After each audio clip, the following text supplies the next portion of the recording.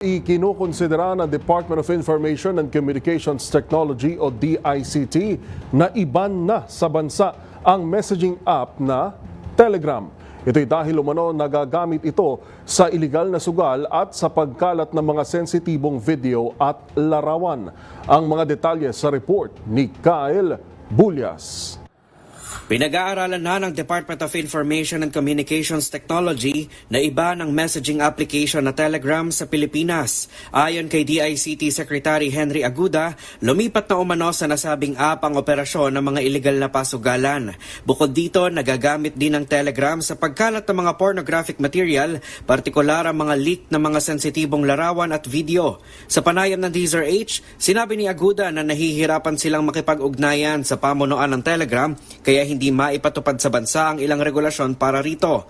Una rito, sinabi ni Aguda na nakipagpulong na ito sa pamunuan ng Meta para naman sugpuin ang iba't ibang krimen sa ilalim ng kanilang platform. Tatlo yung napag-agrihan namin na non-negotiable. And ito, bantayan nyo ngayon sa social media, sabihin nyo sa akin kung nakikita nyo na one, OSAEC, online sexual exploitation and abuse of children. Sabi ko, pag may nakita pa akong isa, magalit na sa akin ng nagalit pero i-block ko sila. Pag hindi sila, block yan. So, OSAIC. Second, financial scam.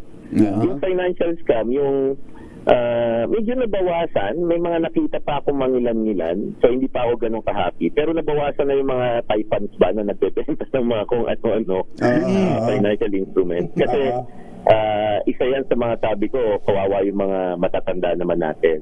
Tapos yung pangatlo, deepfake. Ito ang pagkinig sa deepfake. Deepfake. Tignan nyo ngayon yung mga memes. Pag nakita nyo yung picture ng politiko, halos hindi niya kamukha.